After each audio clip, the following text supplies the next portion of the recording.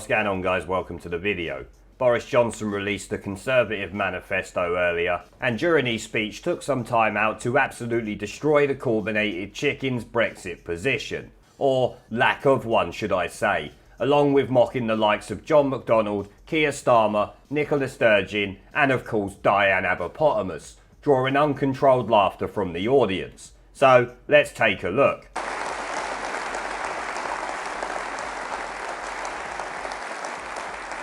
That is the choice between out-and-out retrograde and destructive socialism and sensible one-nation conservatism.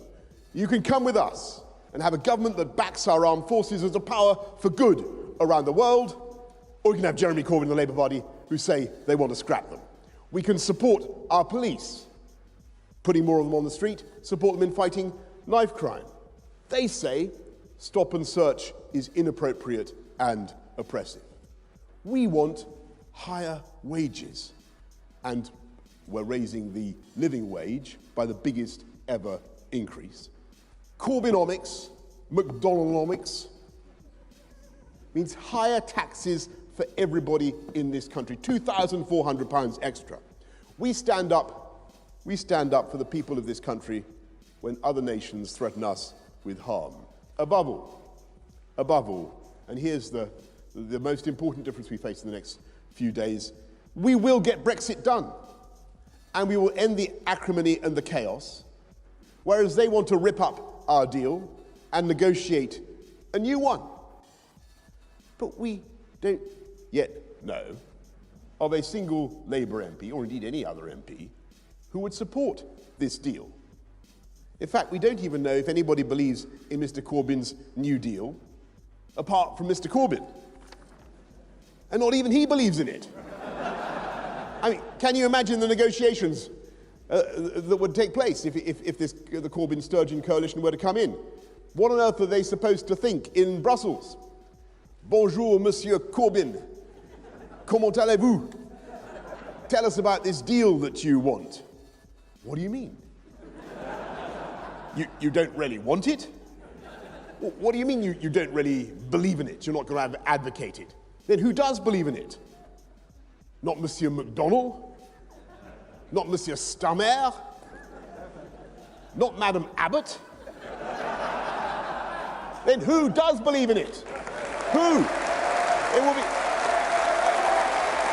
It's farcical.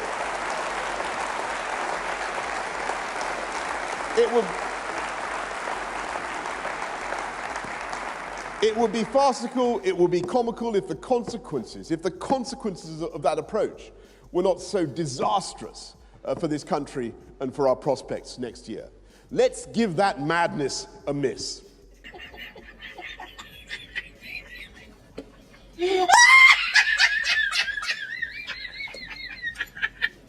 I guess it's things like that that make Boris Johnson the campaigner that he is. The ability to lightheartedly mock the Labour Party like that is what makes him so likeable. Using the EU negotiations the Labour Party would need to do if they win the election was class, because it's not only funny speaking French while doing it, but it's also factually correct. As we all know, the Labour Party going over to the EU with the aim of making a deal while not backing it would essentially put us back in the Maybot Brexit situation. Because of course the European Union will take this delusional idiot to the cleaners. As a matter of fact, it would be even worse than Maybot, because we would have a dangerous socialist lunatic who considers terrorists his best friends in government. Boris mocking the fact that none of his front bench back his imagined great deal was just too easy for him to do, since all of them have taken part in car crash interviews on the subject of Brexit over the last few weeks. I mean, there is no way to defend their Brexit stance, so I guess car crash interviews are what we should expect. And as Boris said, let's give that madness a miss, because to be honest, I wouldn't wish Corbyn and his merry band of shitweasels on my worst enemy. There is no nation on earth that deserves these socialist scumbags destroying their country. We can only hope for a devastating Labour loss on the 12th of December, which will get Corbyn kicked to the curb. Not even his momentum lunatics will be able to keep him as leader if they get hammered at this election. At the moment, we can only hope. But on that note, I will end the video there. I want to thank the channel's PayPal, Patreon, Subscribestar and YouTube members for supporting the channel, along with everyone who watches my videos. Remember to let me know what you guys think down in the comment section below. Leave a like, subscribe with a notification bell and share this video as it helps the channel a lot. And I will see you all in the next one.